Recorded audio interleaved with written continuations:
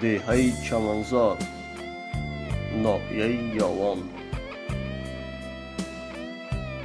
این دهه در گذشته با نام چمنبلاق معلوم و مشهور بود. این دهه پیش از سالهای 1910 تأسیس یافته بود.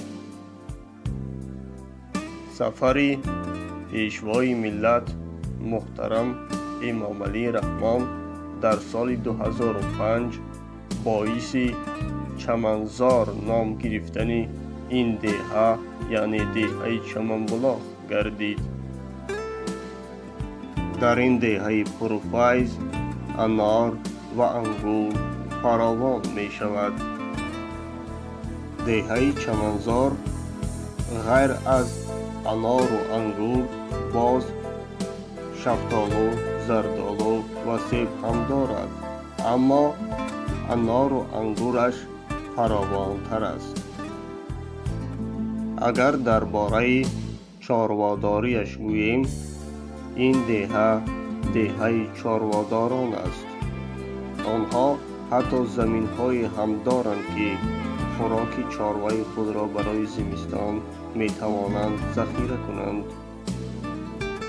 در قسمت‌های از این دهه زنبور پروری هم به نظر می رسد که آن موسم خود را دارد. مردم دهه می گویند که جمع‌آوری عسل در ماه‌های می و ایون است.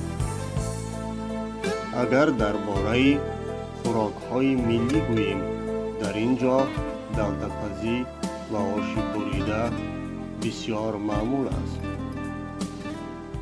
در این دهه که بیشترشان چاروادار هستند، خروتاو هم خوراکی نهایت شناخته و خوردنی باب در اینجا است. باز مردم میگویند که خوراک مهمانی ما این آش است. اگر درباره راه‌های این دهه گوییم، مردم میگویند که راه‌های دهه در زمان صاحب استقلالی کشور محبوبمان آباد شد.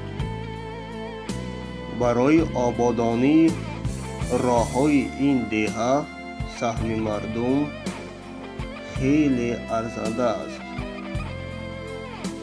کلانان دهه میگویند که حس ملی در جوانان ما خیلی زیاد دیده می شود و آنها برای این کارها به ما کمک‌های زیاد می رسانند.